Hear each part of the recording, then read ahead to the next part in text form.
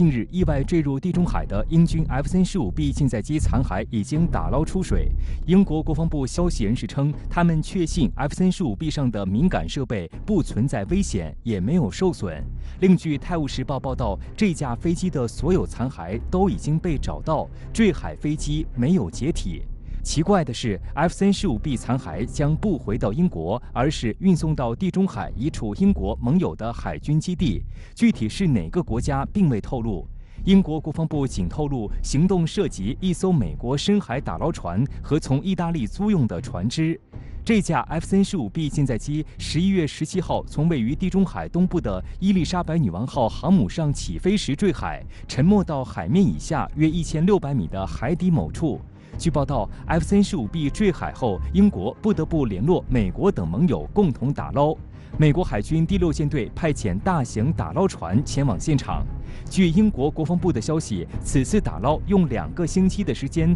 找到飞机的准确位置，之后又花了1个星期将飞机捞出水面。英国媒体声称，这一次 F-35B 坠海至少给英国造成超过1亿英镑的损失，但和金钱损失相比，英国更担心外军会来抢捞。俄罗斯飞机就一直在监视英军伊丽莎白女王号航母战斗群的动向，坠机事件的方位肯定也在俄军掌握之中。坠海事故又发生在国际海域，一旦有机会，俄罗斯的潜航器、潜艇和渔船之类的装备都是可以派上用场的。而俄罗斯的海底打捞能力也并非浪得虚名，历史上美俄都有过互相捞装备的传闻。所幸英国这次用最快的速度完成了打捞。英军 F-35B 舰载机终于捞出来了。从坠海到出水不到1个月，在深海飞机残骸打捞记录上算是很快。深海打捞最难的是定位以及探明打捞目标周边的地貌和海况。这次英国和美国、意大利等盟友合作，到底使用哪些新型装备呢？据英国国防部消息，这次 F-35B 坠毁的位置比较特殊，在东地中海的一个深度急剧下降的海区，当地的水深是从300米骤然加深到1600米。虽然打捞细节暂时还未公布，但外界猜测美军必定是此次打捞的主力。此前，美军有2款深海探测打捞装备曾经参与过此类打捞任务。第一个就是用来在水下寻找失事飞机黑匣子的 TPL-25拖曳式声波定位仪，最大探测深度可达6100米。TPL-25由水下拖曳部分、线缆、绞车、液压动力系统、发电机以及控制台等部分组成。其水下拖曳部分会被船只拖着在海上缓慢行进，速度通常是1到5节。TPL-25拖曳声波定位仪可以探测从3.5到50千赫的无线电信号，完全将黑匣子的信号波段覆盖在内。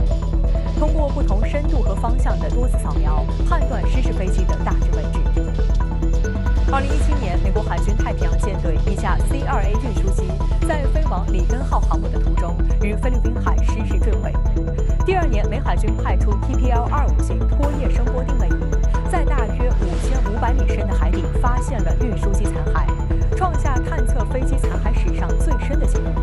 TPL-25拖曳式声波定位仪除了判断飞匣子大致定位，更大的作用是依靠测量船投放的回声侧身仪，绘制目标区域的精确海底地形图，从而为自主深潜器进一步更精确的搜寻做好充分准备。这里就要说到美军的第2种深海打捞装备了——蓝旗金枪鱼21型自主式水下航行器。